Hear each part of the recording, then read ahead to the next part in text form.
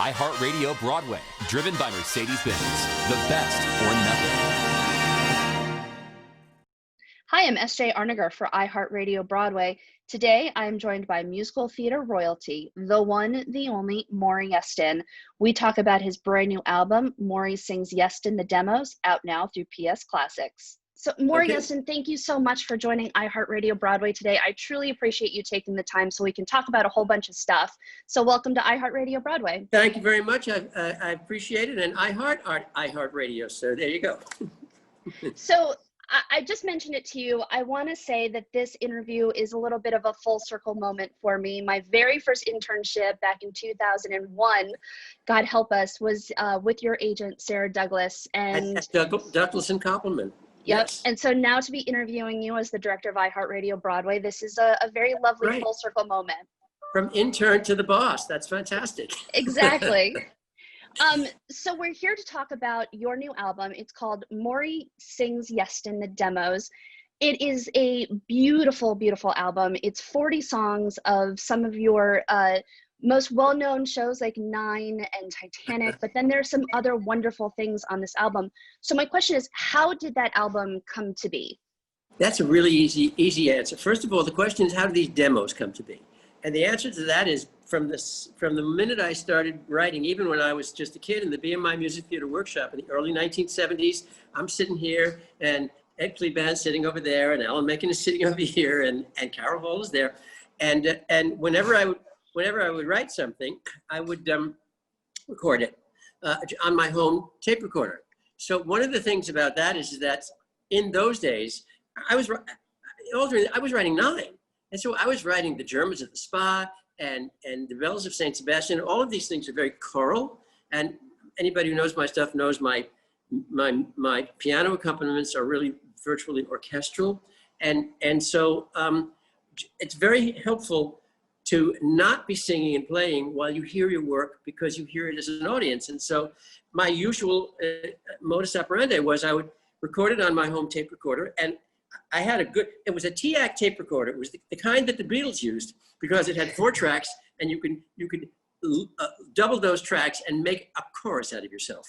By the way, this technique came to be known in my demos as the Maury Tabernacle Choir. And it was for nobody's ears but my own. But friends used to hear it, and even in those days, I was teaching at Yale, and some of my students at the time, freshmen and sophomore students, were people like Tommy Krasker, who became PS Classics, Ted Sperling, David Loud, sort of Broadway geniuses. And sometimes if I wrote something and I had a little time before a harmony and counterpoint class, if anybody was there, I used to play them for some of my students who were friends. And so some of those people remember all these songs from way back then. And of course, I never knew that Nine was good. It was a project in my class. I didn't know it was going to become a show, and et cetera. And so, but over the years, I've had them. And then as things developed and we did Nine, and Tommy Krasker, before he created PS Classics, actually was the rehearsal pianist. He had graduated from Yale. And he was our rehearsal pianist in the Nine workshop. And then during previews, he played things that had not yet been orchestrated on a piano behind a big red curtain. And then he created PS Classics, and they recorded albums of a lot of my things, and we're best friends. He knows everything. And sort of a big birthday was on the rise, and he said to me, I love your demos, and I think your demos are so interesting, and I think people would be interested in them. And of course, I have demos for everything. It was Nine, and the only things I don't have demos for, and the information is on the album, on the back, is why aren't there any demos for Grand Hotel? And the answer is because I wrote everything in Grand Hotel in a hotel room in Boston in 7 days to save the show. Right. The December songs, I was writing them for Andrea Markovici. I had been commissioned by Carnegie Hall, so she just came over to my apartment, and we met that way. But then even projects, fascinating projects that I was writing that didn't really land. For example, I was writing La Cage aux Folles, adapted to a musical that was supposed to be on Broadway with Mike Nichols directing and Tommy Tune and the great J. Preston Allen, who had written The Prime of Miss Jean Brodie, and she had written the screenplay of Cabaret. And Tommy was there as a choreographer. And I saw this movie and I went crazy. And I said to Herman Levin, who the producer of My Fair Lady, who had an option on my Bible show, the original title of which was 1, 2, 3, 4, 5. Those Right. 5. And it became In the Beginning. And I said, Herman, I've just seen a film. It is a musical. All it needs is songs. He said, La Cage aux Folles, right, kid? And I said, yeah. He says, forget it. Alan Carr has the rights. But I had met Tommy because I had won the Richard Rodgers Award. And we had met over the possibility he might direct the Rodgers Prize production. And he looked very, he was at a place called Maxwell's Plum. Look it up. That was the hangout, right? And he looked at, I said, what's the matter with you? He said, oh, I'm meeting with Mike Nichols and J. Preston Allen and Alan Carr. Oh, it's just, you know, we can't find a composer for La Cage aux Folles. We want something fresh, something. I said, give me a shot. I said, I'll write 6 songs. I'll write on spec. Let me audition for it. He said, oh, great. And he reached into his floor-to-ceiling overcoat and handed me his key. He says, here's the script. And the script had the worst title I've ever seen. The title of the script was The Queen and I by J. Preston Allen. So I came home and it was set in New Orleans, and I had been to New Orleans, and I'm a jazz historian, so I know everything about New Orleans and early jazz. And I thought, well, you know what? Their club would have been on Basin Street. And, I'm going to name the club the Queen of Basin Street. And if that's the case, then I think the main character should be the Queen of Basin Street, right? And that's who she is. And the name of the show is The Queen of Basin Street. And I wrote the opening, and I wrote 5 more songs. And we had a meeting at my mother's apartment in New York City. And the great Mike Nichols walked in, and there they were, the gods on Mount Olympus. And I played the opening number, and that was it. Alan Carr wrote me a check. They called my agent. We were supposed to, we're talking about June in 1981. They said, we're opening at the Current Theater in October, right? I left my job for a year at Yale with no pay to do the show. Wrote all during the summer. Yeah, I mean, you'll hear some of these songs. You'll hear my demos on it. There's Salt and Pepper. And some of them were done in Anything Can Happen in the Theater. And then during the summer, everybody, because they were such stars, no matter how much they were being paid in their deal, they kept wanting to have parity with each other. And at the end of the day, the show became unproducible because they all wanted too much money. And all of a sudden, it all fell apart. And there I was in October, with the score to the Queen of Basin Street. Alan Carr had to run to Hollywood to do Grease 2. He had done Grease 1, right? Otherwise, he would not get an immediate $5 million advance. And I'm looking at Tommy Tune, and he's looking at me across a cup of coffee. Neither of us had a job. And he looked at me and said, let's do 9. And we went to Barry Diller at Columbia Pictures, and he funded the workshop. We went to the workshop at the end of December 1981. The workshop finished in February 1982. We opened on Broadway on May 9th, 1982, and we won all the Tonys on June 10th. And the rest is history. So thank goodness La Cage aux Folles fell apart. Well, you had mentioned In the Beginning, so I'm curious how In the Beginning came to be, because one of my favorite songs that you've ever written is from In the Beginning, and it's New Words. Oh, thank you. And it's a song that honestly brings a tear to my eye. I think most people will know it from Brian Stokes Mitchell singing it. Yeah.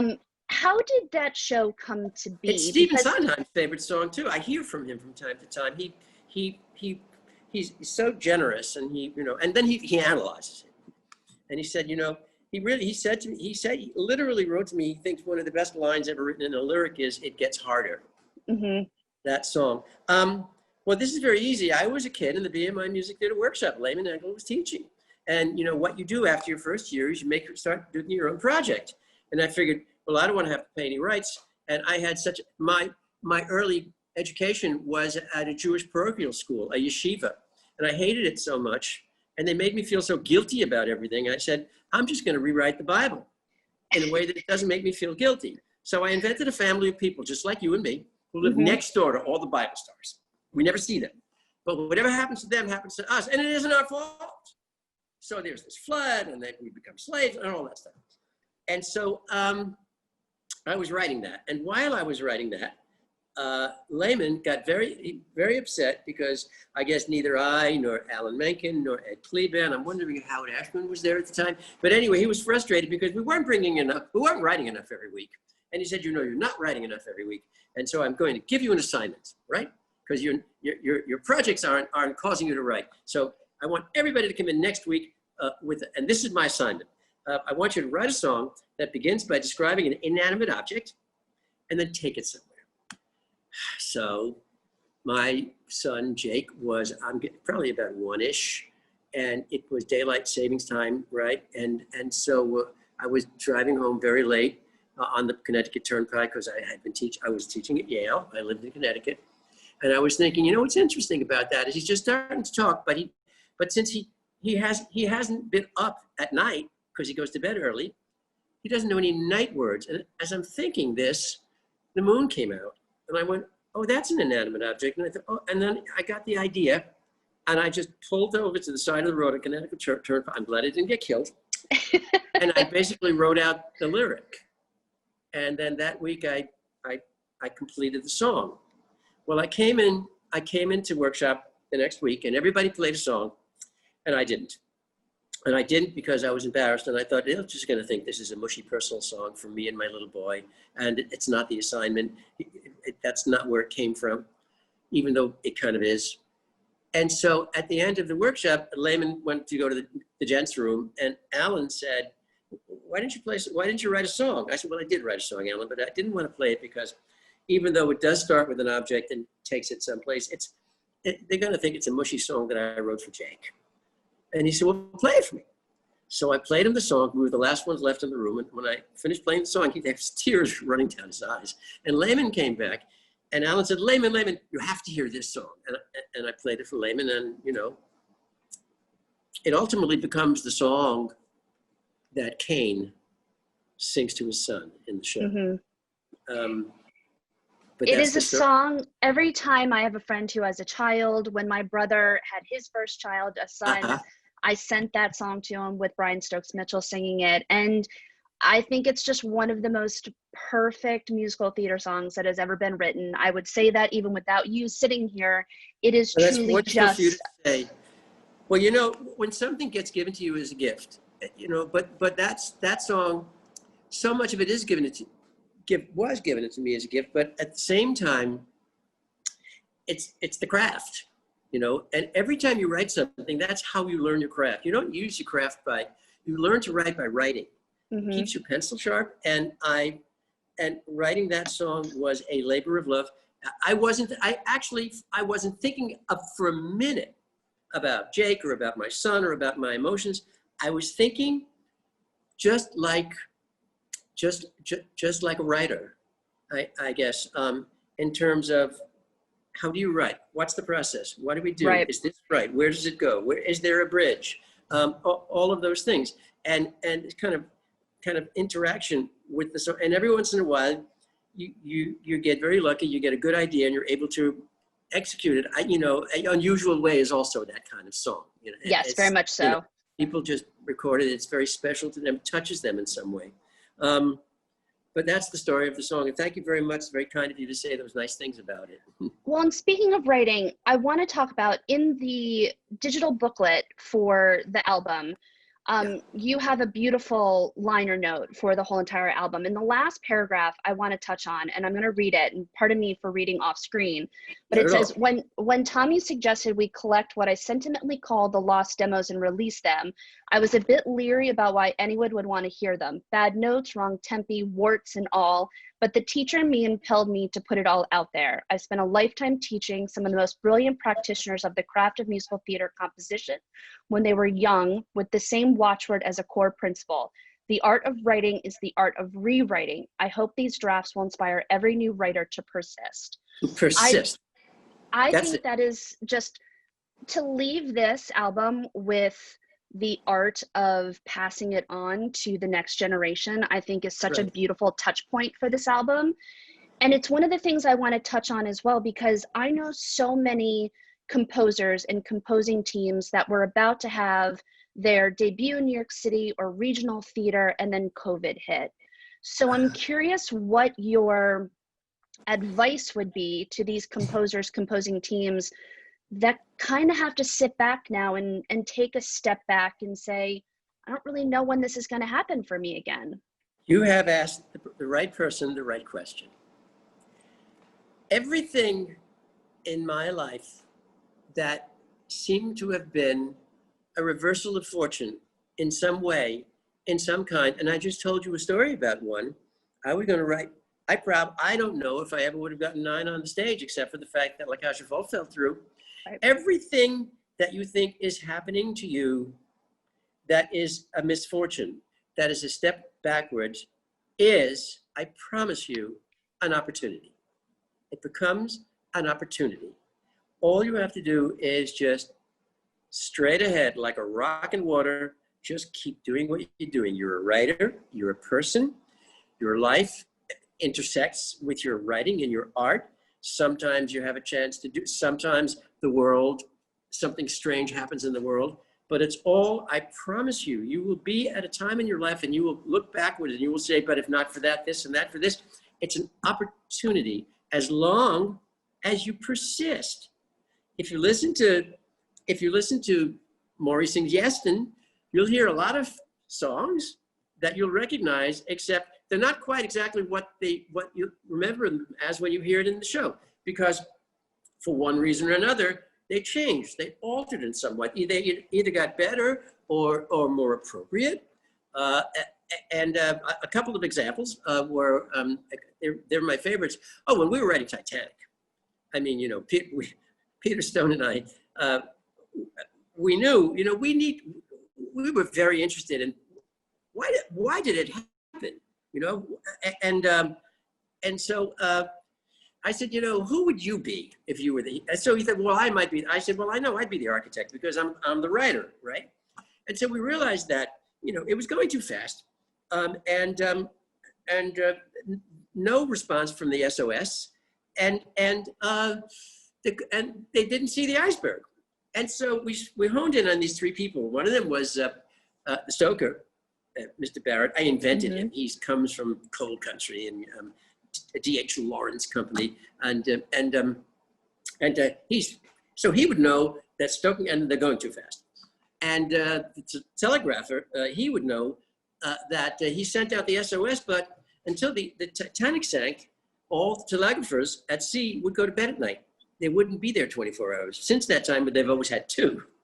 And then the lookout man, well, he knew that there was a cloudy sky. So with no stars, there was no moon. So not only couldn't you see it very much, but because you need that light to see the water, and there was no waves, because the wave hit the iceberg. There's frothy water at the edge of it, and the moon lights it up, but no waves. And so those were our witnesses. And then one day, Peter and I got a crazy idea. What if we just open up the show, and there's the stoker, you know, in 1912, and then we hear knock, knock, knock, because the Senate Investigating Committee, the idea of it was created to investigate the sinking of the Titanic. And the Queen's Bench in London, the same way. So we had the Queen's Bench judge saying, call the meeting, call to order, and I'm calling the first witness, Mr. Barrett, tell us about and so we had Barrett in the past on stage, right? Turn out, and suddenly he's testifying into the future at the trial. Well, so I wrote it. It's called Barrett's Song. It's still in the show. And so we did this for each one. And then when Richard Jones signed on to direct it, we were getting ready to do a workshop of it. And Richard turned to Peter and he said, Peter, you know, these inquiries are very interesting, but I think, you know, we shouldn't do testifying in the future. I think it should just be get on the ship, straight melodrama. And Peter said, okay, and he cut them. That's the first and last time Peter Stone ever cut anything, ever. not even a comma. You know, if very famously, if you said to Peter, could we cut that line? He would say, but that's the only reason I wrote the show. He was hilarious. So we cut them. And I wrote Barrett's song For the Way It Is, beautifully done by Brian Darcy James. And so you can hear the difference between, and you know, it lands, it works, but you can hear the difference. There was a whole song about all the most important upper class people meeting at the captain's table. They were writers, they were millionaires, and I wrote it, and it was called Sitting at the Captain's Table. But then when I realized that doesn't serve the plot of the show, it tells you about all these people, and you know, and how, you know, Amundsen had just discovered the South Pole those days, but it doesn't show you the owner and other people pushing the captain to go faster. Right. And so I wrote What a Remarkable Age. But nevertheless, so that number is there. The Germans at the Spa is there. And the Ragtime, the original of the Ragtime is there as well. Right. And I love Titanic.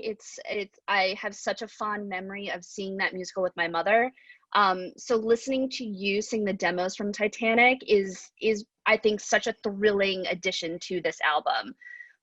The other thing I want to talk about, it's note for note, exactly the choral and the arrangement and the counter melodies and everything. Yeah, that's how it's done. Yeah. It's beautiful. And you touched upon the creativity aspect, and again, with what we're all going through in quarantine and COVID, how do you deal with creativity during this time period we're living in? I find, and again, opportunity. After about the first 2 weeks, everything felt so familiar in the rhythm of my life, in my mind, and I thought, this feels so familiar. You know, we've never had this before, but why does this feel so familiar? And then I realized what it was. Grad school. There's no time when you have less responsibility than when you're in grad school, right? You don't get a BA, right? You know, I don't got to go to that lecture. I don't want to go to the library. You know what? I'm going to get some pizza. And maybe I'll go see a movie. Oh, and then I'll write my paper. And we have been, those of you who have never been to grad school, this is what it's like. The pressure is off you. You know, you get a master's degree or a PhD, whatever it is. And so you have time. And when you have time, all of a sudden you're no longer on the treadmill where that's the job, that's my focus. I have to make a buck here, or I have to do something there. And all of a sudden your mind becomes as free as it was when you were a kid. And nobody told you when to do or what to do it, and you didn't even structure yourself. And therefore you were completely opened to the creativity and fantasy of your mind that's there to begin with. So I'm just going to tell everybody, listen, you're in grad school now. And that's sometimes you do your best work because you don't have to. And therefore you do. I mean, as someone that went to grad school, I will honestly say I don't think I have dealt with this kind of isolation, trying to find projects, trying to work on things as fast as I can since grad school. You're absolutely right. You're the first person who has said that. Yeah. That makes the most sense. That's right. And so, you know, the truth is that, and you know, that line you read starts with my experience as teacher. I mean, I really, you know, when Lehman Engel died in 1982, I took over for 25 years. So try to imagine, you know, seeing Stephen Flaherty come into the class and meeting, you know, Lynn Ahrens, or, you know, or just, you know, Alan came into the workshop just a few weeks after I did. He had just graduated from NYU. And you know, and sitting there and watching Marx and Lopez, you know, with their first songs from Avenue Q.